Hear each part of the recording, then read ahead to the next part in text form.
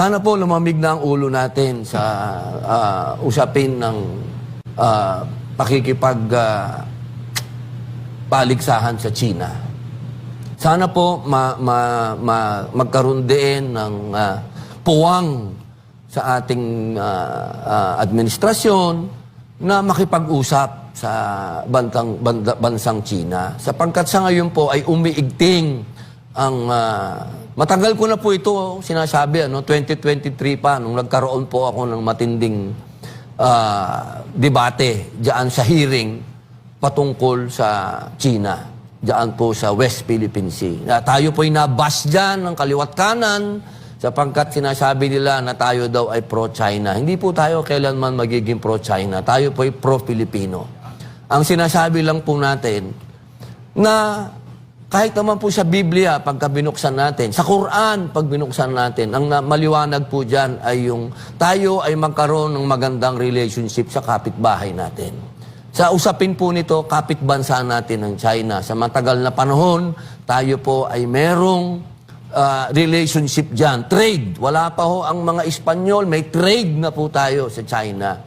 Sana buksan po natin ang puso natin at ang bansa natin na makipagnegosyo po tayo diyan sa China. Sapagkat buong ASEAN, pag sinabi pong ASEAN, miyembro po tayo niyan. Kasama tayong nagtayo ng ASEAN. Kasama natin ang Thailand, kasama natin ang Vietnam. Marami po tayo diyan sa ASEAN. Malaysia, andyan ho. Sana tingnan ho natin kung paano nakinabang itong mga bansa na ito diyan sa pagtaas ng ekonomiya ng China.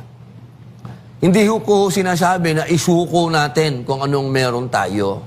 Ang kailangan ho nating liwanagin dito kung ano yung teritoryo natin at kung ano ang naandoon sa exclusive economic zone.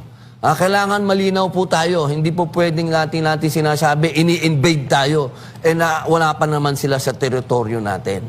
Pagdating po dun sa exclusive economic zone, sana dumating ang punto, dumating ang panahon na tayo po ay magkuha na ng gas dyan at ng langis. Sana dumating ang punto na tayo ay makinabang na dyan. Sana dumating ang punto na ang Pilipino malaya nang nakakagalaw-galaw dyan sa West Philippine Sea na hindi na sila binobomba ng tubig dahil nagninegosyo na tayo dyan. Sana dumating ang panahon na magising na tayo na wala po tayong makukuha sa pakikipag-away.